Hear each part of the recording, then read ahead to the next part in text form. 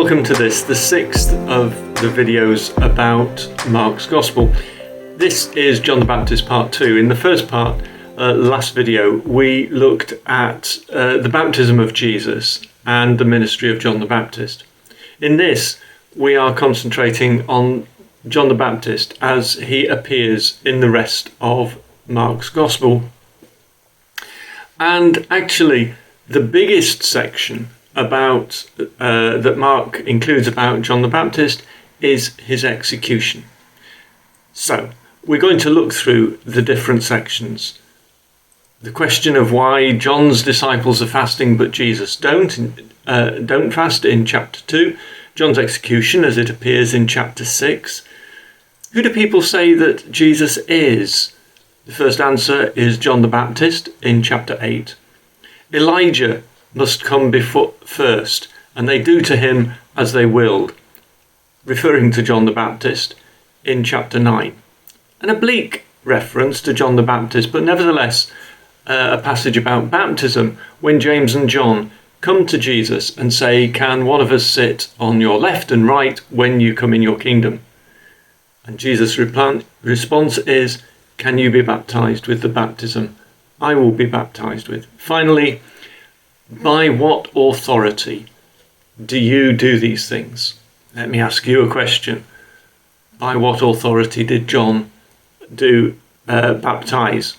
That's in chapter 11. So there are 6 more episodes which include John the Baptist. But we're going to start with his execution because that's the major passage about John, and see if we can understand the others in the light of that. There are a couple of things we notice straight away about this passage. First, it's a classic Markan sandwich. We start with the disciples being sent out as the first piece of bread, then the filling, the execution of John the Baptist. This in itself is in 2 questions. There's the kind of link where Herod is wondering who this Jesus with his disciples is, and comes to the conclusion it's John the Baptist because he'd executed him. So then we get into the story of the execution itself. And then we come out of the sandwich with the second piece of bread. The disciples return. But there's something much more fascinating about this passage altogether. And that is the way that John's execution echoes, or prefigures rather, Jesus' execution. There are 9 different points of contact, but rather than trying to go through a screen like this, let's look at them one at a time. First of all, there is the rumour of John's resurrection, and of course Jesus is resurrected.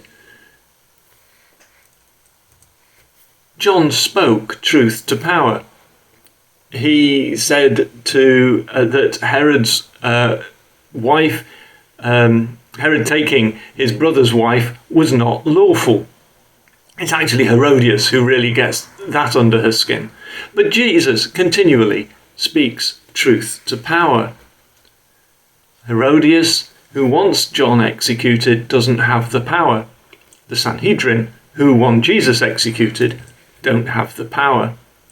Herod didn't want to kill John. He was reluctant.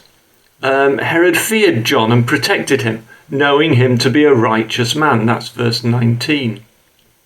Pilate didn't want... Sorry, that's verse 20. Pilate didn't want to execute Jesus, knowing, as in 15:10, knowing that it was out of envy that the chief priests handed Jesus over to him. And a little while later, when the crowd shouts, "Crucify," Pilate says, "Why? What crime has he committed?" Herodias works with her daughter in a sort of coalition. And there are coalitions against Jesus. The Sanhedrin in chapter 15 is itself a coalition of the chief priests, the elders, and the teachers of the law. But perhaps more sinister than that is in chapter 3, verse 6, when the Herodians work together with the Pharisees. Now, these are anything but natural allies. The Herodians, phenomenally secular, and the Pharisees, believing that the law is all important to bring in the kingdom of God. Herodias' daughter manipulates the guests, and the chief priests manipulate the power. Herodias' daughter is such a wonderful dancer that this group of partying men prompt the king to say, "Ask whatever you want and I will give it to you, up to half my kingdom." You know, grand gestures. Well, what sort of dancer was Herodias' daughter to please such a party? Exotic dancer is probably the polite way of putting it. Then Herod is caught out, and he doesn't want to lose face in front of his guests. But Pilate similarly gives way under pressure from the crowd. The disciples come to take John's body, and Joseph of Arimathea comes to take Jesus' body. Finally, when it's all over, the disciples are sent back to Galilee. The disciples are sent back to Galilee, but similarly, when John is arrested, heading for execution, that is when Jesus heads back to Galilee and starts his ministry. So there are 9 different points of contact between these two stories. John is far more than simply somebody who goes ahead to proclaim a message to get ready for Jesus. He is going ahead of Jesus all the way, including that vital part of this gospel, Jesus' execution. So, we come now a step back really to chapter 2 and the question of how is it that John's disciples and the disciples of the Pharisees are fasting, but yours are not? And the answer is, Jesus answered, "How can the guests of the bridegroom fast whilst he is with them?"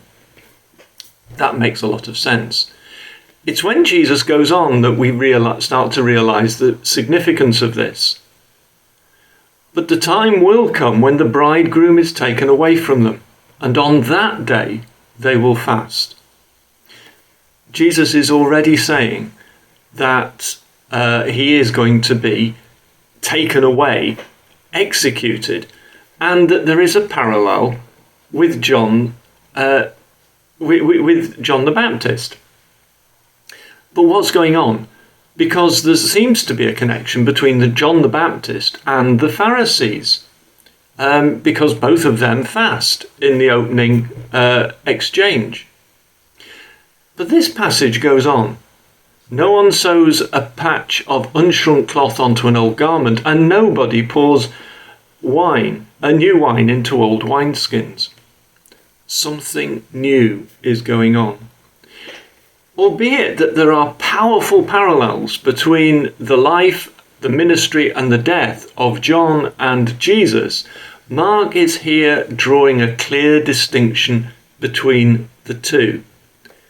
One is old news, and the other is the new wine of the kingdom of God. Okay, so now we move forward to chapter 8, and to what is often considered the central passage of Mark's Gospel. And it starts, "Who do people say that I am?" And we get the reiteration of those 3 options from chapter 6. Some say John the Baptist, some say Elijah, and some say one of the prophets. This time, however, Peter gets it right and says, "You are the Messiah." And of course, instantly gets it wrong, because Jesus goes on to tell them that the Son of Man must suffer many things and be executed, and on the 3rd day rise again. And Peter takes him aside and says, "No way." Now, the point here is not that Peter gets it right, which is the way the passage is often interpreted. It's really useful if you want to pose that question, who do you say that Jesus is? But that's not the point here. The point is that point that Peter gets it right is brushed over. The point is that Jesus is going to suffer. We introduce a new theme here, however, and that is that the followers of Jesus must themselves take up their cross and follow Jesus. So the point of this passage is referring back to John the Baptist. Who do people say that I am? Why in Mark do they start with that? Why? Because we're referring back to John the Baptist. And John the Baptist has been executed in the same way, or in a parallel way, to Jesus. Now he's looking forward. If you want to follow me, then you must take up your cross and follow. You will be treated in the same way that I am going to be treated. So we move on again, this time back to a reference to John the Baptist, but this time by allusion, because they're coming down from the mountain, having seen Elijah and Moses at the top of the mountain. And the question is raised about Elijah coming before the Messiah. And Jesus replies, to be sure, Elijah does come first and restores all things. But why then is it written that the Son of Man must suffer and be rejected? But I tell you, Elijah has come, and they have done to him everything they wished, or at least Herodias has, just as it is written about him. So here, again, we get the link back to John the Baptist, who has been executed, just as the Son of Man must suffer and be rejected. But again, the link back into the old, using John to link back into the old prophecies of the Old Testament. We move forward again. This is an even more tangential reference to John the Baptist, and indeed it's about baptism rather than John the Baptist. But here, baptism is about suffering. Just like Peter, James and John get it wrong, and they come to Jesus and ask, can one of us sit on your left and right when you come into your kingdom?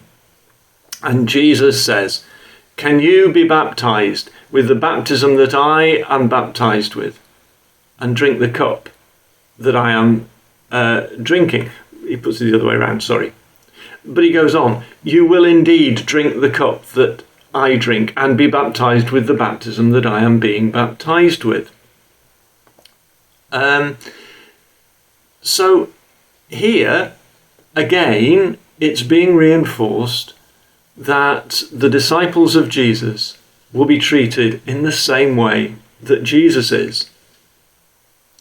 But he goes further here.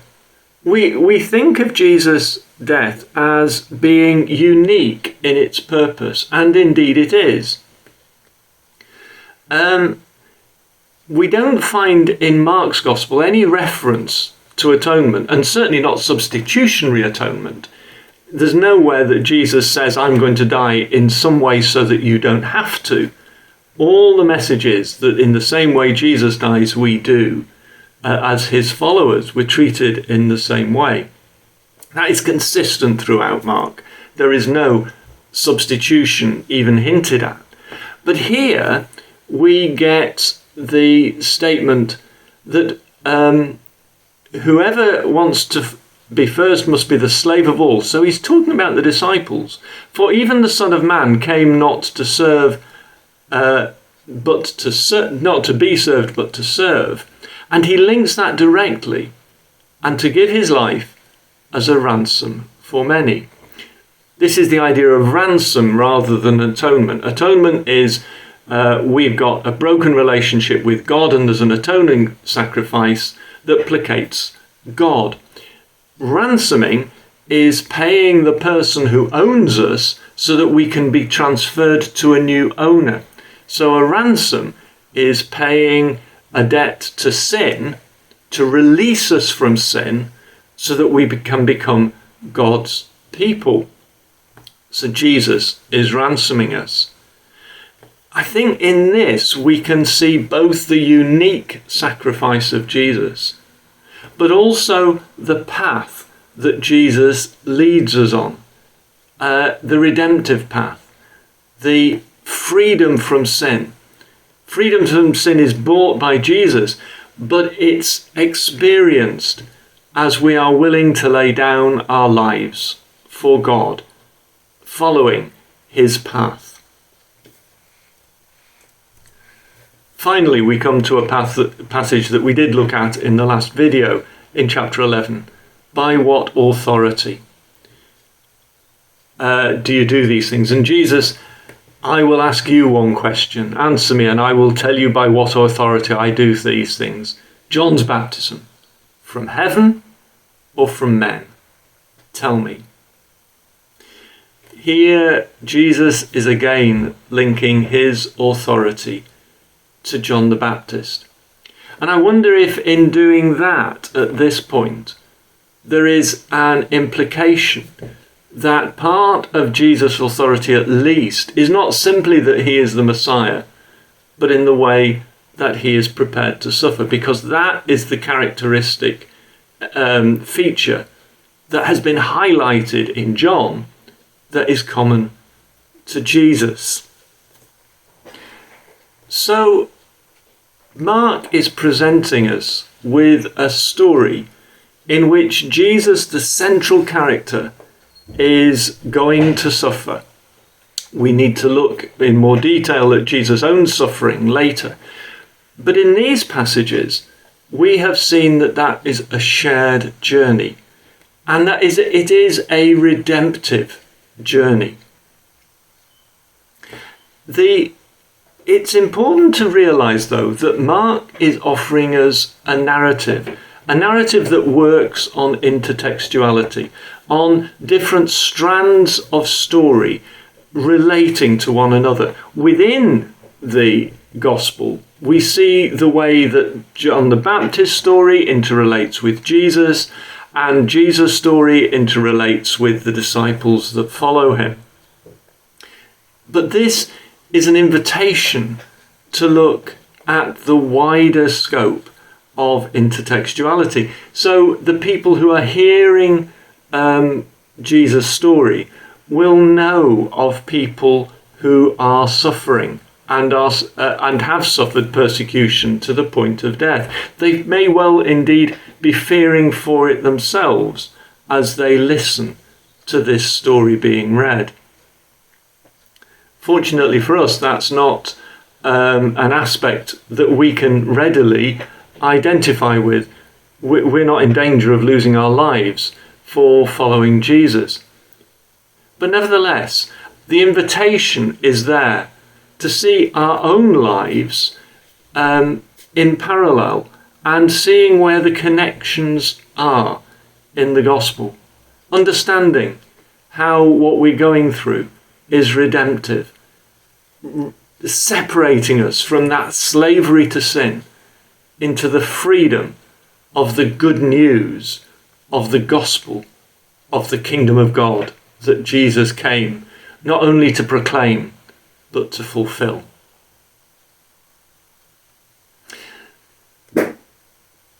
So thank you for listening to this video so far through. And next time I plan to do a video about the Transfiguration itself.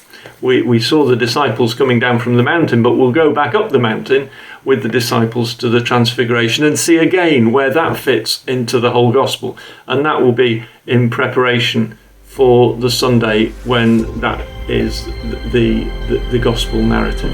So I hope you'll be able to join me for that. Bye for now.